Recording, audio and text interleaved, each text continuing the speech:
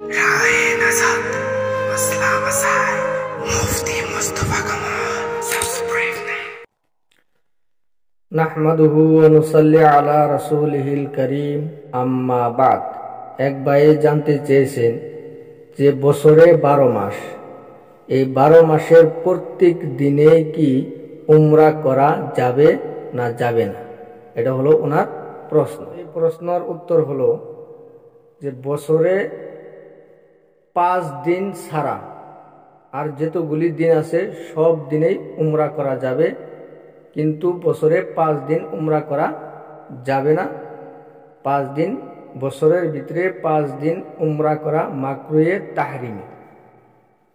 বছরের ভিতরে 5 দিন উমরা করা মাকরুহে তাহরিমি।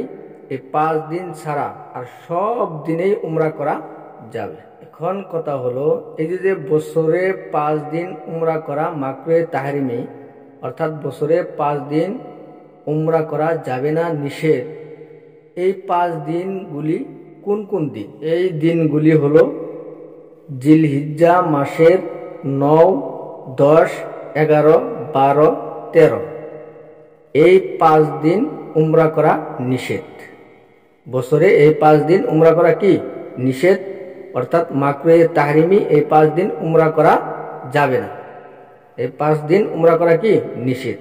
আর এই 5 দিন ছাড়া আর যত বছরের ভিতরে যত দিন আছে সমস্ত দিনেই উমরা করা কি জায়েজ, উমরা করা যাবে, কোনো অসুবিধা নেই।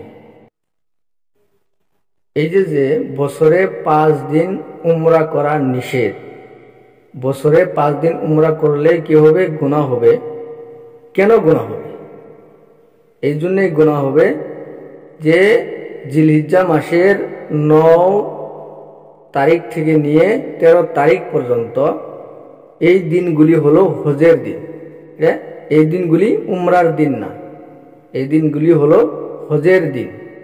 এই জন্যেই, এই কারণেই এই 5 দিন উমরা করা নিষেধ।